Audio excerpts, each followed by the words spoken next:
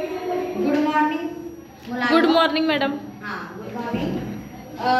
मुलांना आज आपण पदार्थ आणि पदार्थाचे सभोवतालचे बघणार आहोत. मी एक तुम्हाला प्रश्न विचारते. मुलांना पदार्थाच्या अवस्था कोणकोणत्या आहेत? हा सांगा. स्थायू, द्रव, वाढलेल्या पदार्थाच्या भिन्नावस्था. हा, छान. पदार्थांच्या अवस्था कोणकोणत्या? स्थायू,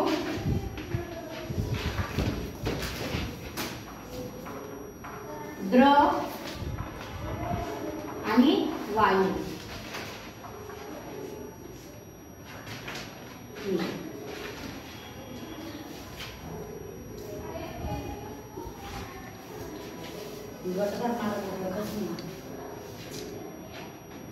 मग आता आज आपण पदार्थांचे गुणधर्म बघणार आहोत.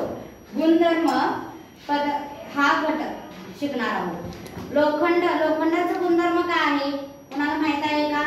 लोखंडाचा गुणधर्म सांगा. कठीणता. लोखंडाचा गुणधर्म काय आहे? कठीणता.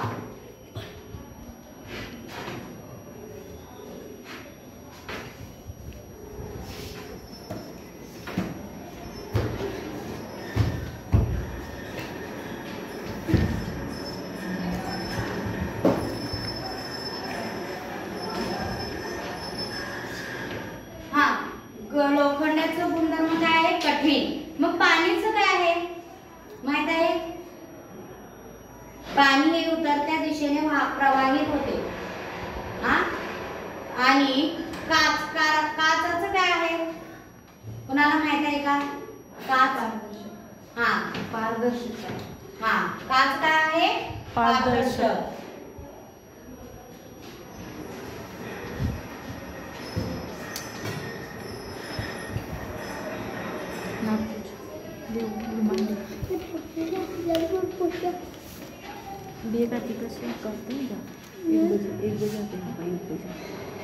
काच काय आहे?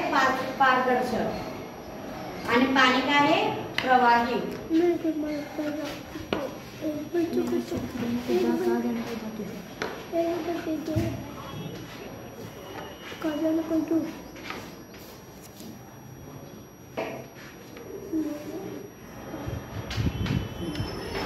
आज आपण कुठले कुठले गुणधर्म बघितलो?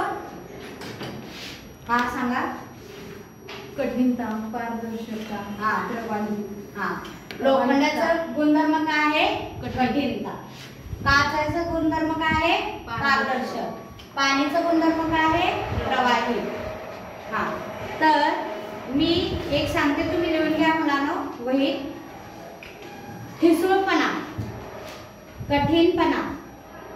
1 ठिसूळपणा, 2 कठीणपणा, 3 स्थितिस्थापकता, 4 प्रवाही, 5 विद्रुपता आणि 6 पारदर्शकता.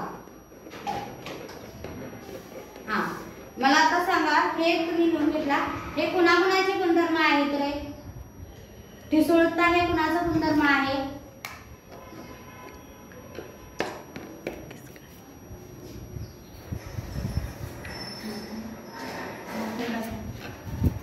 ठिसूळता. लोखंडाचं कुठला आहे? कठीणता. आणि स्थितिस्थापकता कशाचा गुणधर्म आहे?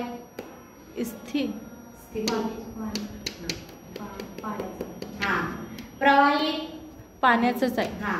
विद्रुपता,